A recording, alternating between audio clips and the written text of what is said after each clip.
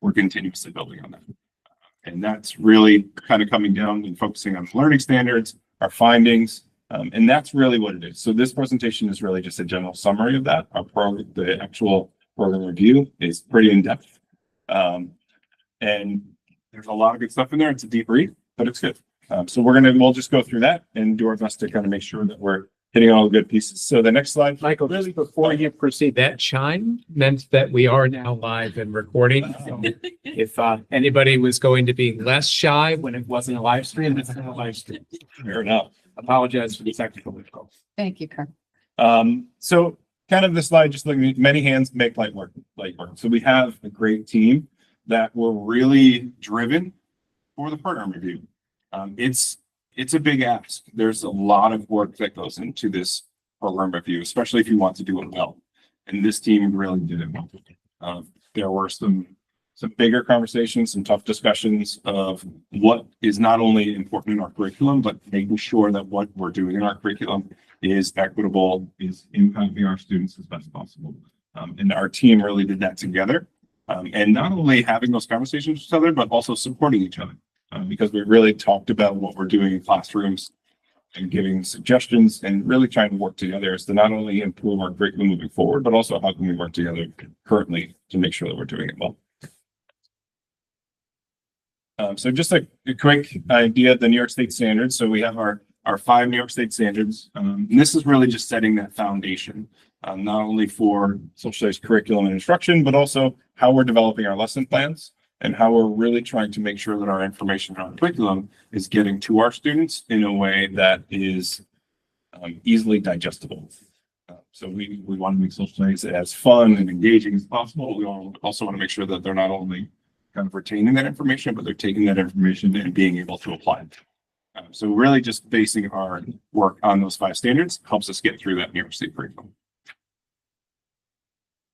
The next one is a really neat one. It's the New York State Portrait of a Graduate. So last year, New York State really began implementing Portrait of a Graduate as something that all districts should be working towards. It's really nice to say that Niskayuna, even if we look at it in a bigger lens, we've been doing this for a long time. And this is really, what do we want our graduates to come out of high school being able to do? What do we see them being like when they leave Niskayuna High School? And that's, from being literate across continent areas, innovative problem solvers, critical thinkers, global citizens, all of these things we really try and evolve or find that our students can do when they graduate from this. And it's something that we've been doing as a district, but now we have this portrait to kind of guide them. We should be able to relate a lot of, if not all of our instructional pieces to the portrait in one way or another. How can we connect our curriculum and content to the portrait attributes? And that's a really fun thing because we really start to look at our students as a whole. How can they take our social studies curriculum and put it as a global thinker, a global citizen? How can we put them as an empathetic learner? Those are all areas that we can do to really enhance our instruction in social studies. We go to the next one. So we focused on 4 major areas. So curriculum assessment, instructional supports, and recommendations. It really is a needs assessment. So as we go through, or as we went through the program review, we had those discussions to say, what do we have? How can we improve on those? And what do we need to improve on those? So in some areas, it may just be as simple as time and collaboration. Whereas there are others, there may be ways that we can enhance the curriculum itself to make sure that we're hitting on all the attributes that we want, whether it be portrait or graduate, or just our own epic values here in Niskayuna. And so as we went through, we utilized a lot of our data surveys and the results from those data surveys to guide our recommendations. So by utilizing our discussions as a group, taking that into consideration when we're reflecting on the student responses or parent responses, it allows us to guide our curriculum to say, okay, we're doing a lot of, whether it be enhanced collaboration, having students work together, where we have one group saying we do a lot of that, another group saying, well, we can do a little bit more. So we're utilizing those student and parent feedback, and that is really just kind of helping our recommendations. Some of our recommendations really just come down to how can we interact with our students in our classroom on a day-to-day basis, where others are a bit bigger in terms of resources and supplies. So as we go through, there are a lot of different recommendations, and they all kind of vary just based on that piece. I'll kind of take over from there. As Michael already said, we're aligned with the New York State Social Studies curriculum, and that's really certainly important. We also want the kids in the classroom to share about their religions, their cultures, and also have a supportive environment where they can work together and learn together. Certainly, I can speak for myself. Last month was Jewish Heritage Month. It was also Pacific Asian Islander American Month. And so I like to use a lot of the discovery, right? And discovery education had a lot of videos that deal with that. So, trying to get those things across and talking about those things are really, really important. So, kids working together collaboratively to complete a project, something like that. So again, things that Michael have already talked about, the portrait of a student and a graduate are really, really important. We also have 8 national board certified teachers and 1 currently pursuing the national board certification in their area.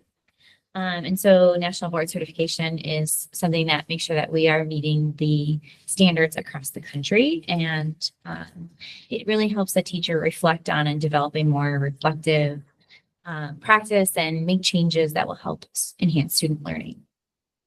We also found across K through 12 that technology is a key tool that we're using to help collaboration within the department, and also helping us to kind of share best practices amongst ourselves, and that will also encourage student learning across the board.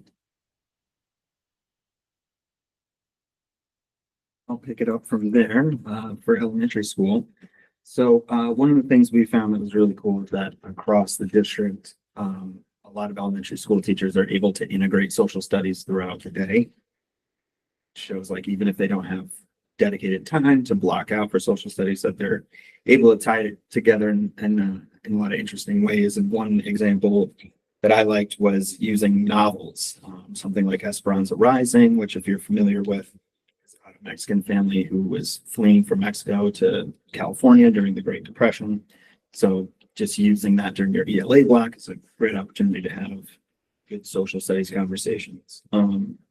Also, a lot of current events and project-based learning, social emotional learning happens a lot at the elementary school level, and you can find a lot of interesting ways to work social studies through that.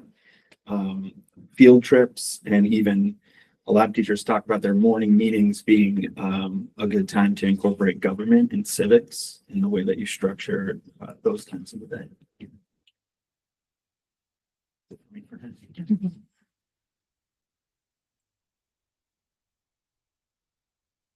We did find that at the middle school level, individual teachers have highly rigorous, thought-provoking practices.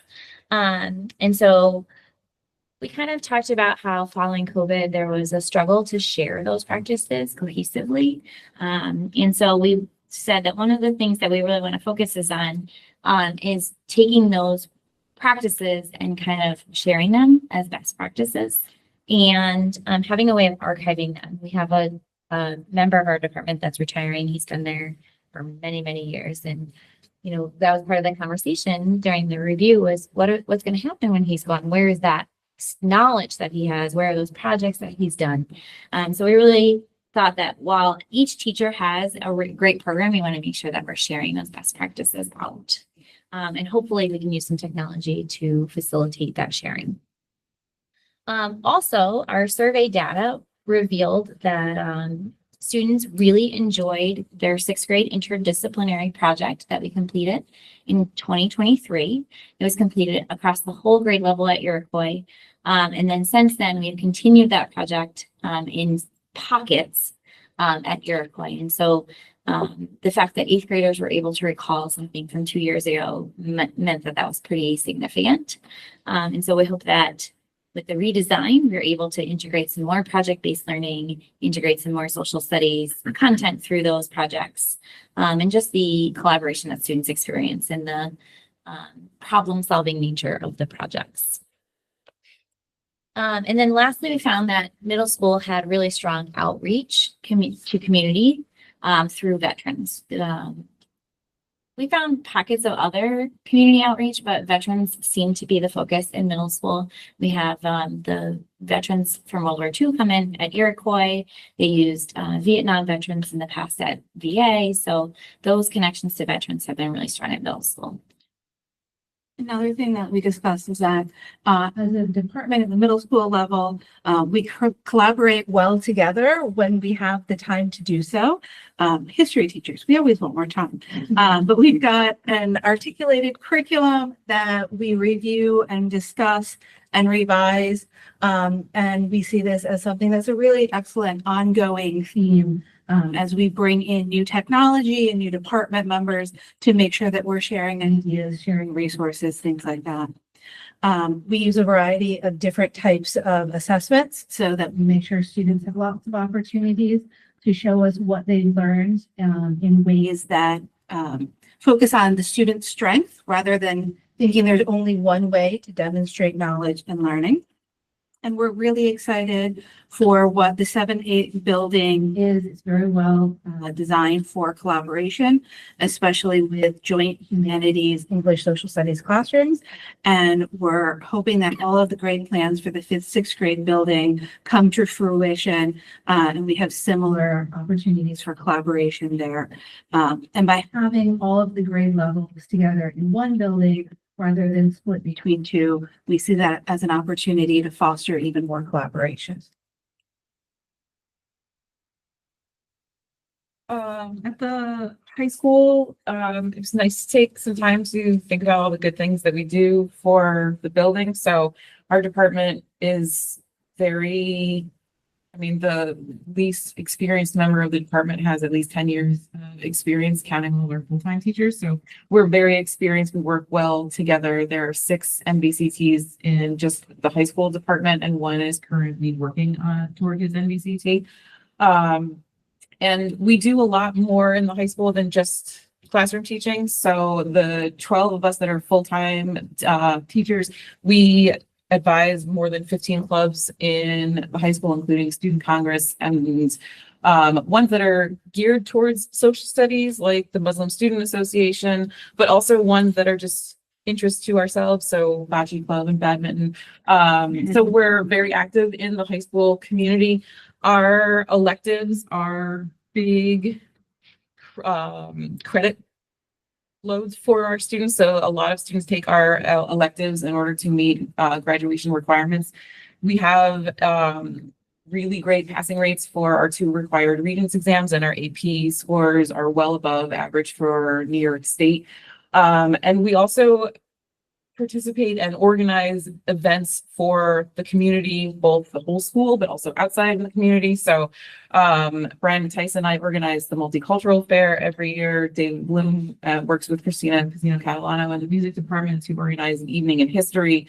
And we have some other interdisciplinary opportunities. So Holocaust and Genocide Studies is a relatively new course that was created between the social studies and English department. And we're always looking for more opportunities to work collaboratively across our departments.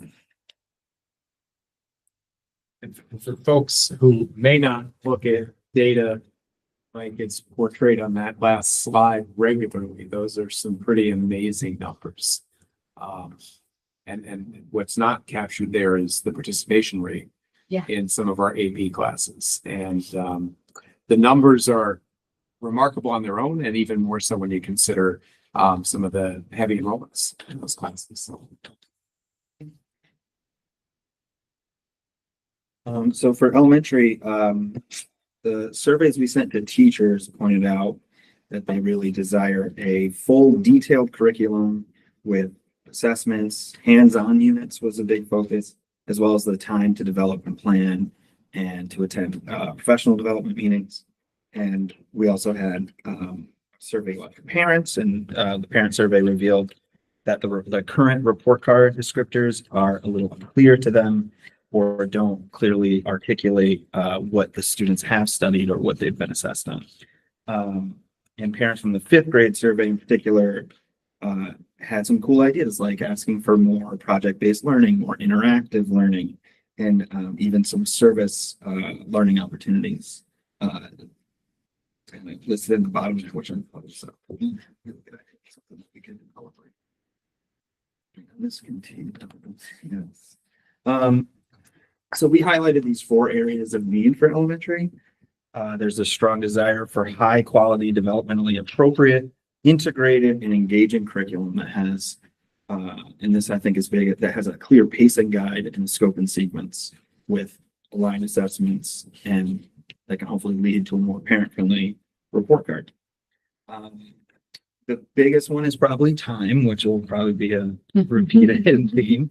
Time to have professional development opportunities on what the standards are, on the curriculum materials that we already have or are developing, and on content knowledge in general. Some teachers report feeling not quite as confident in social studies or history.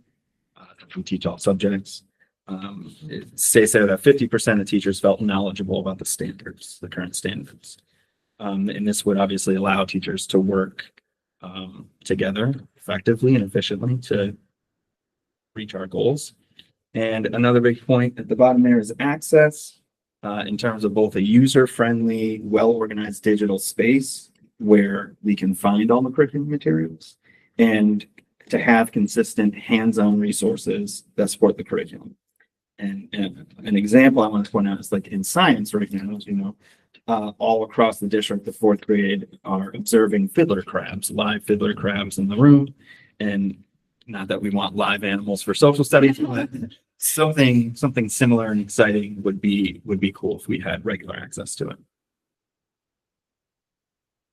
Maybe just when studying Teddy Roosevelt. Yeah, there you go. Get some Bring in your safari. Middle school, gaps were identified in common assessments and implementation of curriculum. Again, there was a high emphasis of using charts and organizers for writing, but somewhat inconsistent across the board. Right. Collaboration and conversation are needed between members of the department to really get us on track regarding writing expectations, length, degree of independence, and so forth at the 6th, 7th, and 8th grade level. Again, this idea, you've already heard it, interdisciplinary collaboration opportunities, that we're going to need time. And so, that's important, right? To bring in multiple subjects, not just social studies or English. Can we pull math and other subjects in as well?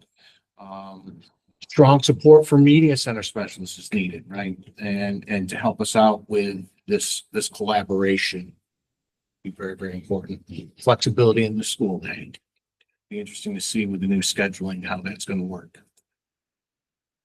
Another thing that we noticed was, in terms of technology and resources, needing updated resources and needing to do some research and piloting of additional resources, especially to help students who are multi-language learners, and students with varied ability levels. We've noticed that in the middle school schedule, the way that it was this past year and in recent years, students who have resource support or AIS support for English and math get that support during the period we call access, when students are supposed to be able to access all of their teachers for additional support. And so social studies teachers don't get that access to some of our highest need students. So looking at scheduling and time and thinking of ways to make sure that all students who are struggling can get the supports that they need. In addition, we discussed having collaboration with other school districts regarding a repository of resources and different ways to be able to utilize technology effectively in our classrooms. We recognize that this will involve some facilitation by the administration, especially regarding communication with other school districts, and how to share both a collection of physical resources and digital resources. Our survey data revealed that in the 7th and 8th grade, teachers use a lot of different historical documents, but they tend to be our own collections of documents. And in sixth grade, we don't have that same use of historical documents, in part because of the challenge of finding ones that are accessible to a sixth grader with their abilities and reading level. So we want to make sure that we're using technology to try and find some of those resources and be able to implement them in our classrooms.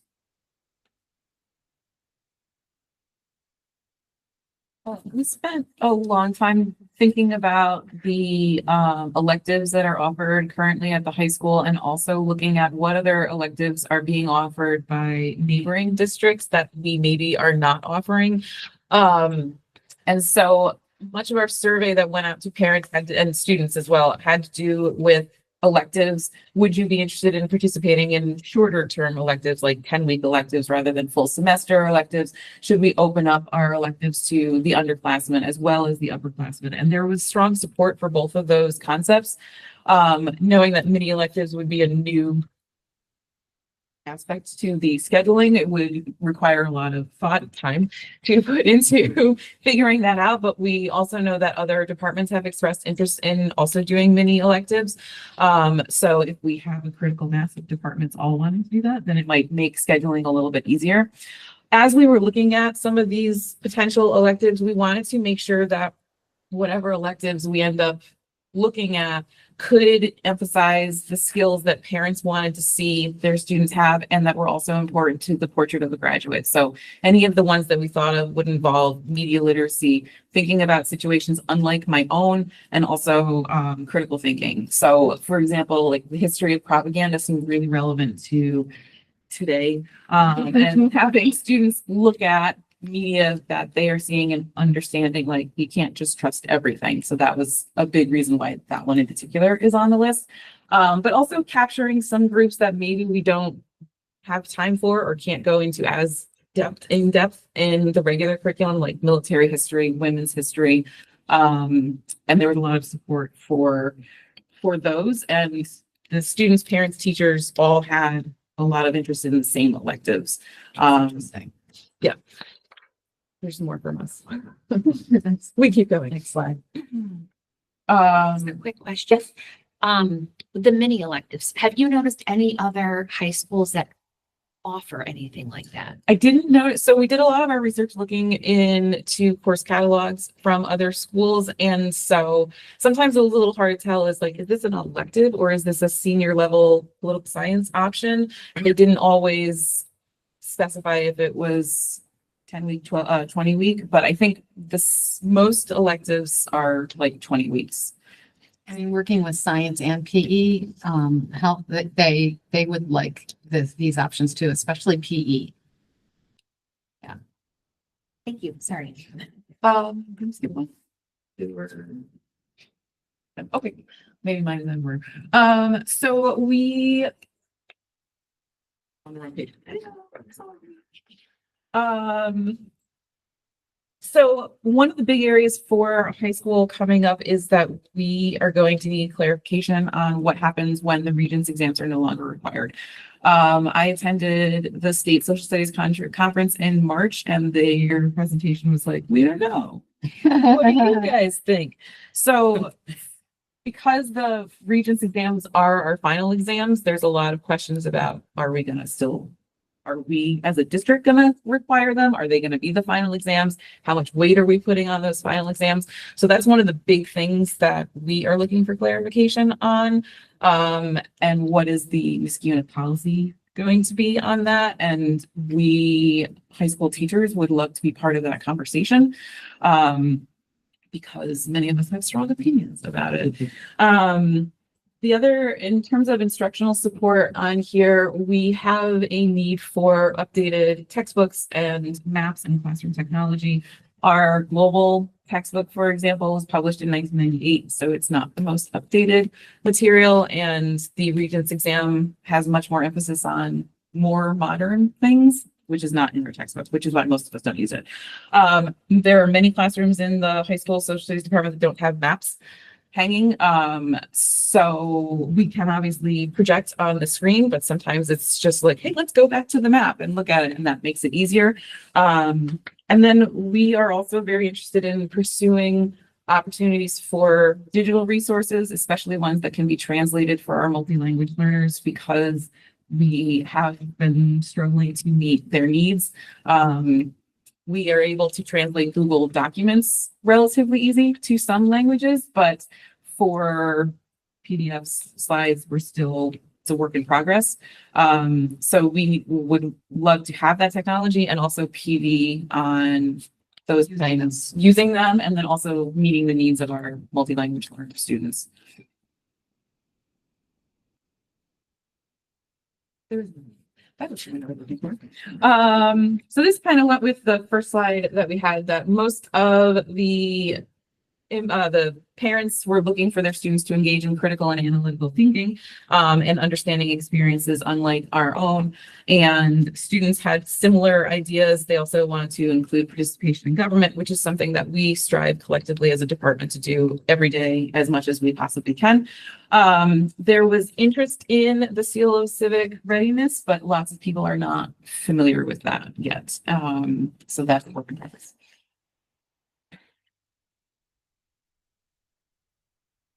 So as we kind of digest and look at a lot of the information that we get back, just because there was so much, whether it be specifically curriculum based or time or resources, we kind of looked through and some of our recommendations as a result of that would be the idea of discussing curriculum, but making sure that we have stakeholders from all of our groups there.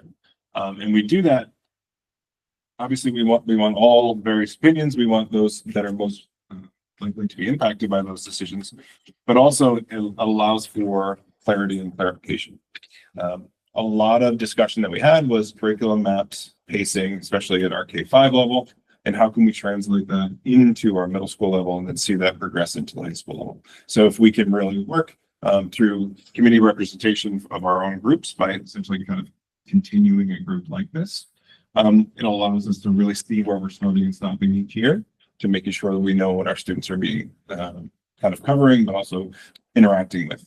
And that allows us to really focus on areas that we might be a little more deficient in our curriculum, where we can improve or increase different coverage, whether it be government-based or relations-based, or how we want to work through that. Those are a lot of areas into our curriculum that we can get in there. It gives us that opportunity, once again, to collaborate. And that collaboration piece is basic at our grade level team, but then it goes into our school level team, whether it be middle school or high school or elementary. Because a huge part of what we're seeing, especially K-5, is to make sure that all of our elementary schools are aligned as well. And that's a big part of that. The Seal of Civic Readiness is a really, really amazing tool that social studies has an opportunity to share. I think our district and our department, and specifically, our students are nearly there for achieving the seal already. And I think as we get into those discussions a little further, we have a lot of students that are right along the lines of getting that and adding yet another opportunity to really showcase the rigorous curriculum that we have here in the Seal of Civic Readiness. It's a really neat piece. It gets our students involved into some local action and gets them involved in some local charities and local kind of groups that helps them discuss their impacts socially in our communities here. So it's a really neat process that we'll be able to share more information as we get through that process a bit more.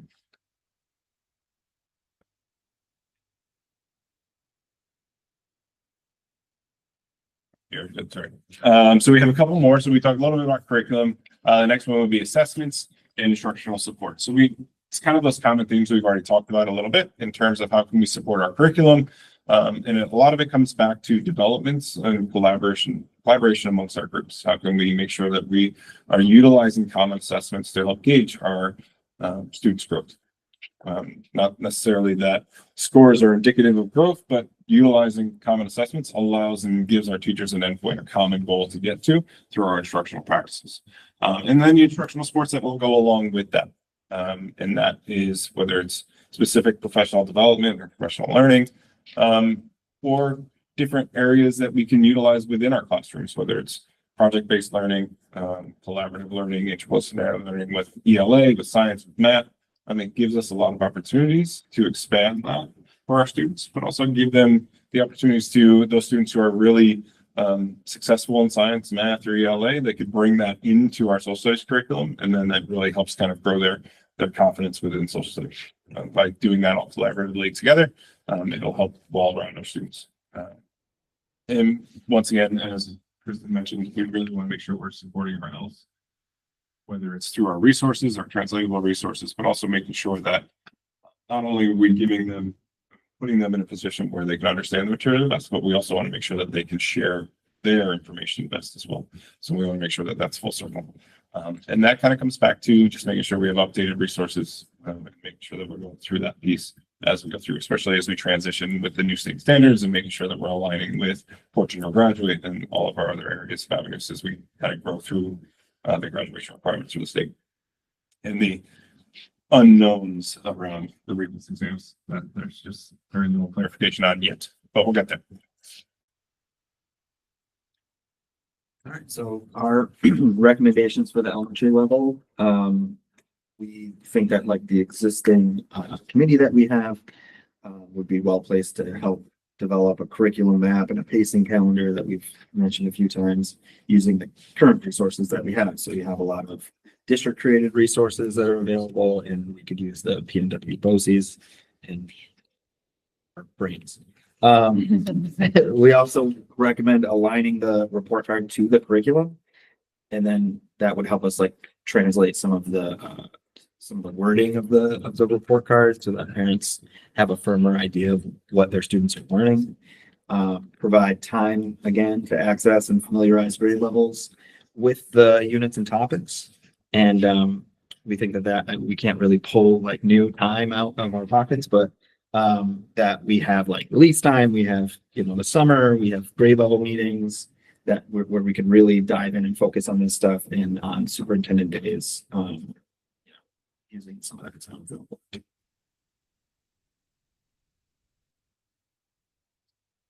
Time also came up at the middle school level, because we work really well together, but we need opportunities in which to do that, especially to work on the gaps that we've identified through our analysis, including looking at the curriculum, the assessments, our need to have common assessments, and looking for that continuum of skills to make sure that we're helping students progress in a meaningful way.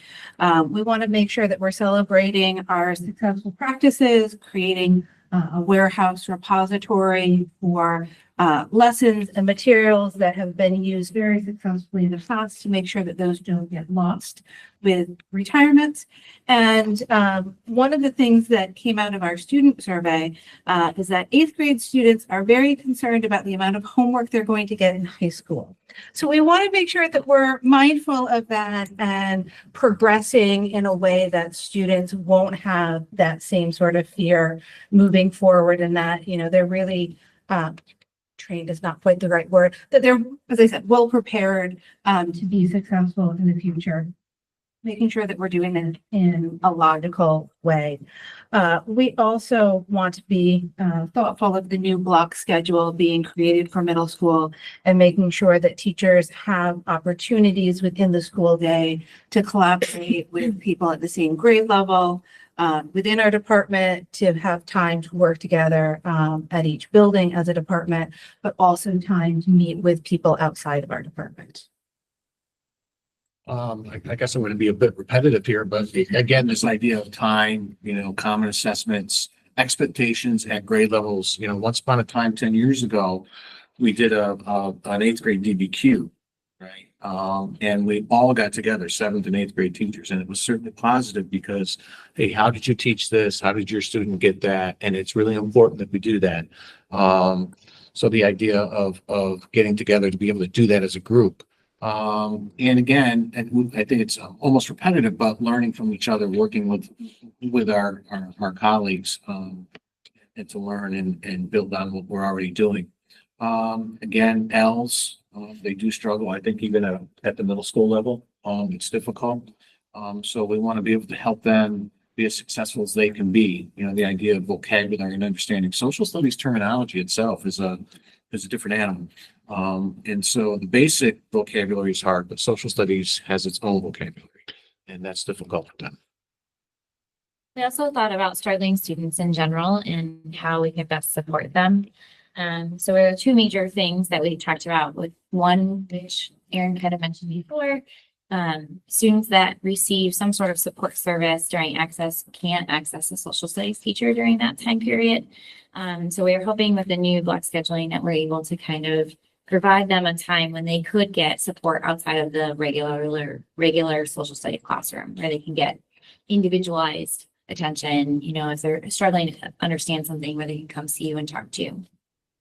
The other thing we talked about, and it again reflects back on bringing this group together, really helped us think about it, is as students transition from middle school to high school offers an AIS social studies, but the AIS social studies list or class is not populated until after the first quarter of Global 9, which we think probably we could identify some early people that might struggle, that might need that support for the first quarter of Global 9. So we thought maybe we could work on a process to kind of streamline that a little bit and support our most struggling students as they enter high school. We don't want them to go there and fail. We really want to find a way to kind of help them bridge that gap, that transition. The other piece that we talked about is the Seal of Civic Readiness is mostly a high school initiative, but there is an opportunity for middle schools to to add to the Seal of Civic Readiness progress. So that would be something we would have to investigate. We did talk briefly about local schools. They don't really have a middle school piece yet in the area, but so we would be interested in seeing if with 7th and 8th grade teachers in one building, kind of what can we develop, what kind of service learning might we provide to fulfill that need for the Seal of Civic Readiness. But that would take some time and some collaboration in order to do that. So on the topic of the Seal of Civic Readiness, as we develop an implementation plan, we want to check out what other schools are doing so that we don't have to build it from the ground up and take advantage of the knowledge that other districts have acquired on this. But we want to work with counseling and administration to develop a system that's going to really coordinate the data collection process so that it's not something that falls exclusively on the shoulders of our senior level teachers, which is something that they're very concerned about. Even within our own school, we could maybe look to the language department to see how is it that they coordinate all of that data for the Seal of Biliteracy. So that is something that our senior level teachers are very wary of that. And so we want to be careful about how we're implementing it so that it's cognizant of their time and their expertise in teaching. One of the big things that came up as a recommendation for the high school is increased two-way communication between district office and us as teachers.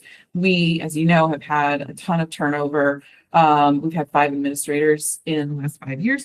So there's a lot of things that our institutional knowledge is trying to keep bringing up, but as administration changes over again, and it feels like some of the things have gotten lost.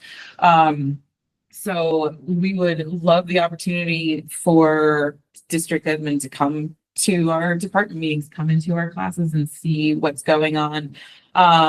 It's just one thing that I was thinking of is it would be a way that we could discuss, like, me as a CT teacher, I need this kind of PD, but like AP colleagues don't need the same kind of PD. So it would be a way for us to explain, like, this is what I really need. And then it would give an opportunity for us to have more individualized professional development. And we would like to explore purchasing new classroom materials, including textbooks, digital resources, maps. For many of us, there is such a growing population of multi-language learners, and we are doing the best that we can with them. But when we have a student who is really has no English skills yet, it's very difficult for us. And so having access to all the technology there is would be helpful. And there was something else I was going to say, but I can't remember what it was.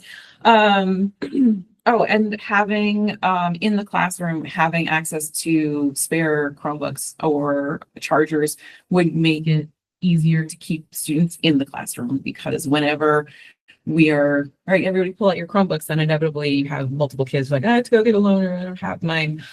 So having one or two of those in the classroom would be really helpful. And we look forward to working with Michael, who will hopefully be here for a while, on these recommendations. He's here at least through Friday. Perfect. Yeah, that's all we need. No, I found my home. I like it. It's actually worked out really well. Can I just ask, because so many of you have mentioned the English language and multi-language learners. I know it's tough to sort of quantify where the need is greatest, but is it predominantly in translation services? Is it in professional development for the classroom teachers? What we know it's an obstacle, but can we narrow it down? Have you had an opportunity to narrow it down further to a more granular level of where the support is greatest needed? Well, I just redid my national board, and this was one of the things I wrote about. So some of it is definitely translation services. Some of it is about class makeup. So last year I was in a CT style class for ENL where there were multiple multi-language learners in the room, and that was very challenging because they all spoke different languages at home. So when I'm having conversations, and if I'm having them via Google Translate, I have to do it with one, and then I have to go over and do it with another and with another. And so it makes it difficult to meet their needs and the needs of the 25 other students that are in the classroom. So it's about, for me, it's about technology, but also class makeup, so that if we can have a back end look at the schedule, like, hey, there's 4 L's in this class, maybe can we spread them out so that there's one in each class, and it might make it easier for the teacher to give individual attention. It's helpful. Yeah, I think and I don't need to speak for it, but I think from my conversations, I know a lot of it is translation services, but also that next step of, even if they have that translation service, or we may just be struggling a little bit with that time, or the adult time, to make sure that translation is correct, or if it's understood. So that instructional piece, from my conversations with a few colleagues here. There's also been at the high school some question about what's the plan for this individual student? Are they coming in knowing that they're going to repeat everything again next year? Are they coming in with the hope that they will get credit for this course? Can they take the course pass fail? Like, if it's a 9th grade class that's not a Regents class, it seems like pass fail would be an easier option for them, whereas they need the mastery of the Regents exam. They don't need it necessarily in 9th grade. So knowing what's the plan for this individual student up front could be helpful, because it will, how much accommodation can I do on the skills part if they're not taking a Regents exam versus if they are taking a Regents exam. At the middle school level, there's been a shift as well. So there's lots of shifts at the middle school level this year.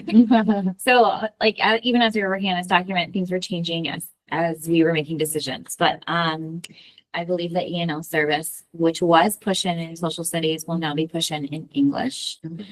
So we kind of had a nice relationship with ENL teachers, and they provided support as we were teaching. So as Kristen was describing, translating for each student, we didn't really have to do that.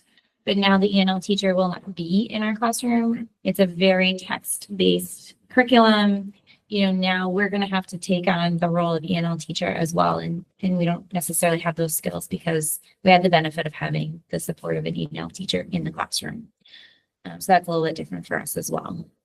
I do think that there are content strategies for working with ELs that are like the higher level of PD. We've gotten some good PD with Sarah, and I think to continue to build that professional development on, okay, now within this content area, what are some ways you can help with the vocabulary with some instructional strategies would be great. And I think it's was perfect as we just did our comprehensive ENL program review this year. We have Sarah has some great recommendations for moving forward.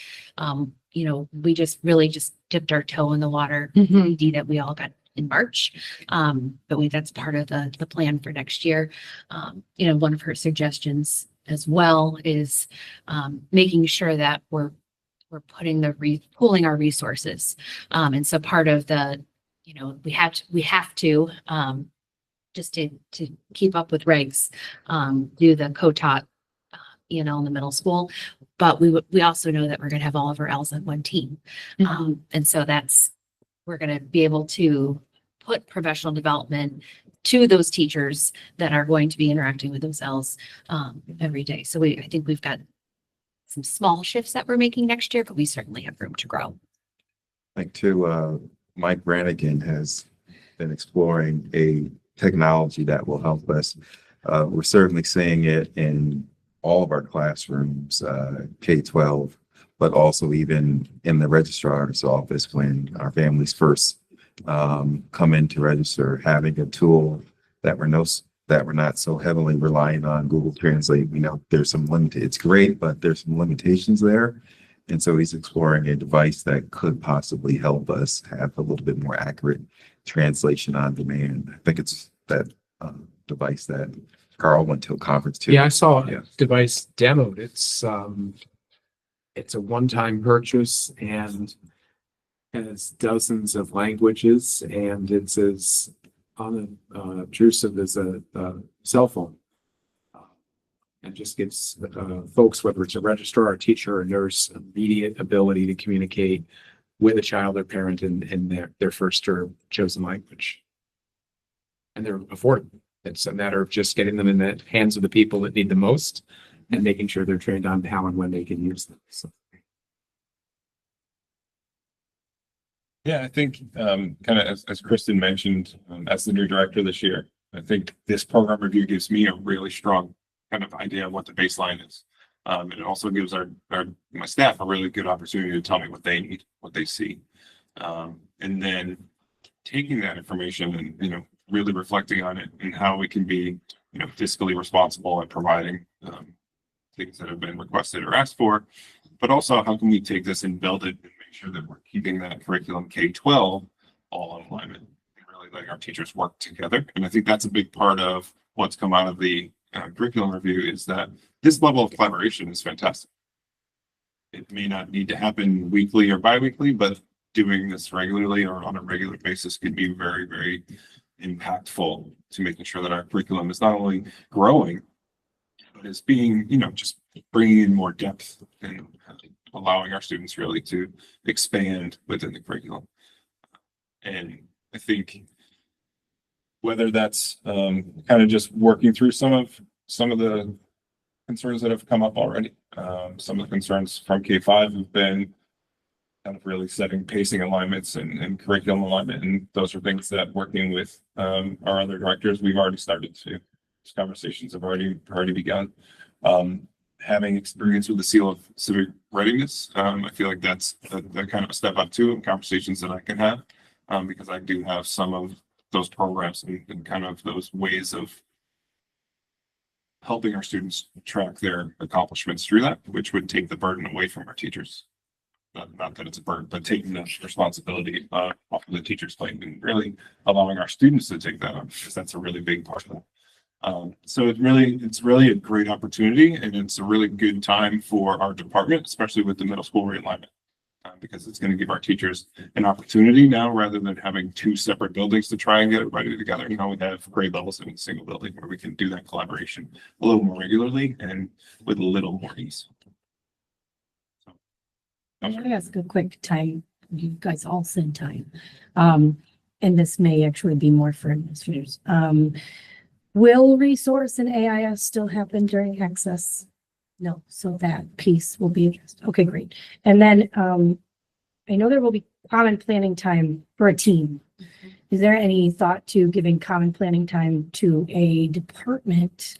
I don't know if that's possible, but to build it into their days. It's, I wouldn't say it's the top priority for next year, but it's definitely as we have built a completely new schedule for both buildings. I think it's one of the things that we'd like to try to leverage going forward.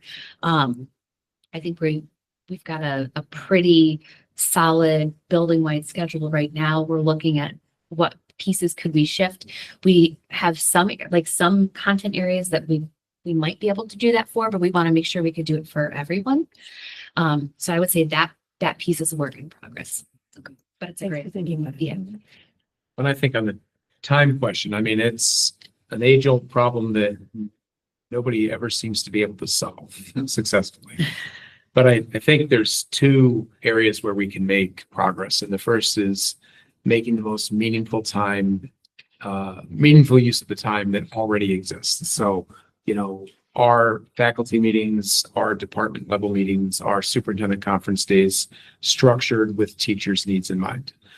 The second is how do we create more or different time? And that's really a contractual partnership between the district and the Teachers Association. So coming up on negotiations next year, it's really helpful to look in those two domains and say, are we maximizing the time we have? And are we being efficient and really intentional about it? And do we need to create additional opportunities, whether it's how teachers are assigned, what the length of the school day or year looks like, what professional development opportunities are available during summer or after hours. So it's on the top of my list of 7 or 8 things that I've heard resonate. And it's something I can bring back to our team and board and do a much closer look at. And it won't surprise you to know every single grade level and discipline wants more time. And that's a good thing. It really is, because it tells us that in addition to the magic that you perform when children are in the room, that you want to share some of that magic with your colleagues when they're out of the room. And that's important. Yeah, and I think for the elementary teacher, when you're juggling all these Great. different subject Primary matters. care it's like, physician, oh you do my everything. gosh. I think that's really the hardest part. And that's where I think over the years we have struggled to have good articulation of the resources that they have, but they're not quite sure how they really work this. So they haven't had enough time to have the professional development on the materials that they actually have access to. And so, at some point that's really something that needs to happen. Once upon a time, a long time ago, we used to have core, Mhm. right, for the different subject areas. And I found that to be very enlightening, and it allowed us to collaborate and allowed us to talk about different things at different levels. I don't know if you've been here that long, Jess, for core, there's a social studies core team. And so middle school, elementary and high school, we'd get together and talk about things. And that was kind of built into the schedule. There was time set aside, I shouldn't say built into the schedule, but set aside for us to meet a couple times a year. Sure, released a summer release time. And it kind of is like having the professional program review committee continue. So what would year 2 look like? So, one from each grade level or one from each school comes and we continue the conversations to make sure the plan moves forward. I did put this up on our K-12 website already.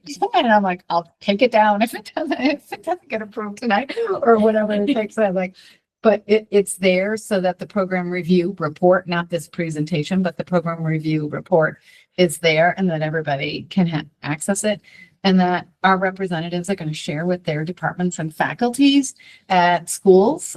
So every elementary school will get a little bit in faculty meetings before they leave for the summer so that they know that this program review happened. Here's a slide deck for elementary. Here's a slide deck for, we'll take 5 minutes each. And just so that we're sharing the work that was done. But I really want to thank this team and the entire team because they've really spent a lot of time, dedicated time, writing sub-plans to be released and a lot of Google Meets and presentation and writing and editing of the report. So thank you so much. You are incredible educators as usual. Like we're very, very fortunate and we're so happy to have a new leader. Actually, you can segue into a question I have for me. First, it is to thank you for the work, but also to thank you for what you do. We hear so much about math, science, engineering, but not everybody gets to be a nuclear physicist, and everybody gets to vote, and any moron can run for office. And so what you do affects the entire nation and the planet, and it is noted. So thank you. One thing I noticed is as opposed to say English and math, there was no ask for some sort of massive overarching curriculum. Is it because the discipline is too broad or these things don't exist, or you prefer to sort of organize your own materials as a department? A lot of questions. I can speak on behalf of the high school. I think we have very strong opinions about how we teach things. So for us, like a set curriculum is not how we've done things. We have like teams of teachers. So I work with another teacher. We plan all of our stuff for 10th grade together. But everybody has freedom to kind of like, well, I'm really into this particular topic, so I'm going to have the kids do a project on this, where somebody else is really into this particular topic. So at the high school, I mean, we don't even use but the Regents level, at least, like we don't even use our textbooks. So we really do a lot of go out and find cool sources that are interesting to us. And it gives us the freedom to say, we're talking about protests in Iran today. Like, hey, look, there's a protest happening in Iran right now. Let's compare those things together, where a set curriculum wouldn't necessarily provide for that. At the middle school level, I would say it's very similar. We recognize that our teachers have a great wealth of knowledge and lots of teaching experience. And so what we're missing right now is the collaboration. As Kristen said, like, this person really enjoys this topic. We want to make sure that person is sharing the great lessons they have, so that I, who don't have the interest for the knowledge, can then go do it. And so I think at the middle school level, kind of the same thing. We don't need an overarching curriculum because we have great resources and curriculum in spots.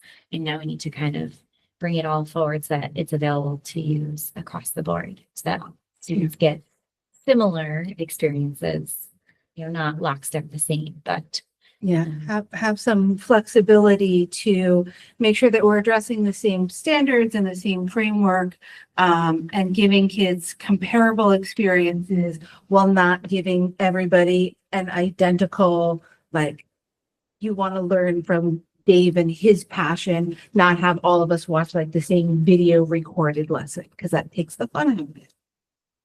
I'd say it's slightly different for elementary school. There are certainly teachers who are like super passionate about social studies, just like there are some who are super passionate about science, reading and math. But since we have to teach every subject every day, I think more so in K-5, we would like a comprehensive curriculum. Some flexibility built into that would be good too, just because there are some teachers who, like I said, are really passionate and they've done the same projects for years, and each year they make it better and better, and wouldn't want to tell those teachers like, you can no longer do that. But for most teachers, the way the schedule works out in K-5 is like science and social studies are last, and you got to figure out, okay, let me look at my schedule. Where can I plug this in? Can I just integrate it all the way into ELA? That takes a lot of work sometimes. So it would be nice if there was like some agreed upon resource that, we could look to when we're planning and be like, okay, this is what's coming up down the line. Social studies, most of us jump back and forth, science for a couple of weeks, social studies for a couple of weeks, and so on. And so in the same way that we have kits for science that arrive at our door magically, and we, dig in there, read the materials, set up the stations and stuff, it'd be really cool to have, something similar. Like I said, it doesn't have to be live animals, but it could be, But this is sort of Justin's vision, and I'll tell you that every K-5 teacher would buy into that, because right now the digital resources that they have are very cumbersome, and they haven't had enough time to really sort through it, and it's just too much information. So easily accessible, limit what you think is a have to, with some options.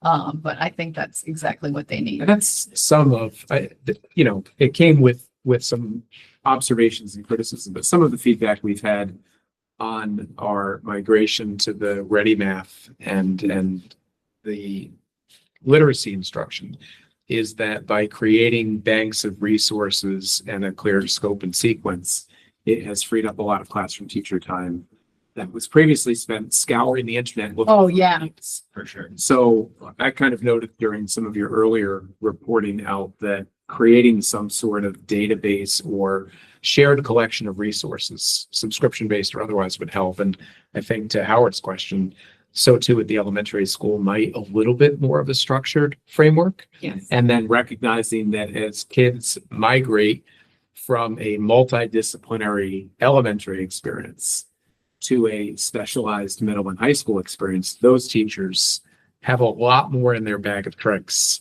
and in their experience and repertoires to build the program based upon the group of students in front of them. Elementary school teachers, you'll get a teacher who might have like a wealth of knowledge about a different aspect of social studies, but it's not necessarily what's going to be taught in, fourth First grade, grade, second grade, or whatever. And so it's tough. You get teachers who are kind of scrambling to be like, oh, well, they don't feel like they have enough knowledge on, the whole Haudenosaunee tribe, Yeah. local, history here. So, for them to be able to have something that's, reliable and And complete. it's a big continuum. I mean, I'd love to cook. I can't bake. So if the first grade is all about baking, I am the wrong teacher. Exactly. And I think the good news is we've been working for the past 2 years on that scope and sequence, and we are almost at a place where we are ready to launch a K-5 curriculum site, which is, has things paced out. We've got the benchmark advanced curriculum, which has this social studies and science integration. And then the next step will be actually moving our science units and our social studies units around so it aligns. So the hope is, in another year, we'll be that much better. Yeah. And certainly take some of that looking for resources and planning off of the Can I ask a question? Mhm. Okay. I wonder if there's conversations about, I brought up the report card a couple of times because it can be confusing, like whether you're teaching like a standard or a skill or whether it should be tailored around like a concept, like a content area, like the history and culture of Native Americans in New York State. So because some teachers feel, I would say smaller percentage of teachers feel strongly that like, I teach these things every year in social studies and I want to keep on doing them, while others worry about like, well, if in third grade they taught World War II or something, and I like to teach World War II, then I can't teach that to cover the skill of like chronological reasoning. So I just wonder, is like, are there conversations around how to address that? Sorry, I think that's like topic alignment, and that's been like I started here in 88, so. Yeah. And we were doing a lot of thematic instruction. So I think those are things that need to be negotiated as you move forward with the scope and sequence. And I do believe that it's when you look at the standards based, it's skill based, it's competencies. So that's the most important. Because I think parents like for it to be they know. Certain topic, and Yeah. it definitely needs to be. I think it's really a very important conversation, and it needs to be coherent across K-5 so that each school, children will have a similar experience in our 5 elementary schools leading up to our middle schools. Right. And I agree. And I think it was said, not identical, but comparable Yes. experiences. Social studies teachers will appreciate this, but we're trying to move away from the loose confederacy of states. Yes. More tight Yes. for the Niskayuna experience. Yeah. And I think we are making progress. But I think in particularly social studies and science, we have a lot more work to do. But you have the finger on the pulse. And these talks, it's been said, but thank you for the time you've dedicated to this important work. And the feedback that we're getting today is without doubt some of the most valuable feedback we'll get all year. When teachers look thoughtfully and intentionally at what they do and how they do it and with whom they're doing this amazing work and share with us ways that we can improve the conditions, that's really important. Very important. Thank you all. Just ask if, Sui, if you have any questions or thoughts? She's new.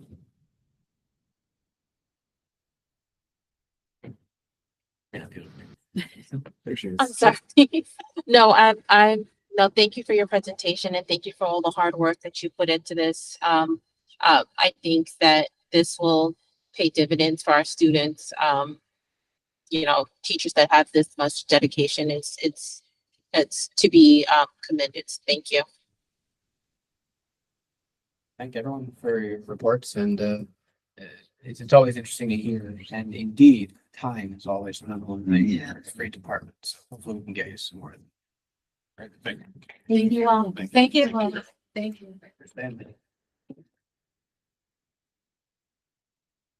Talking about maps reminds me of the globe I still have at home of USSR and Yugoslavia. It is time for new stuff.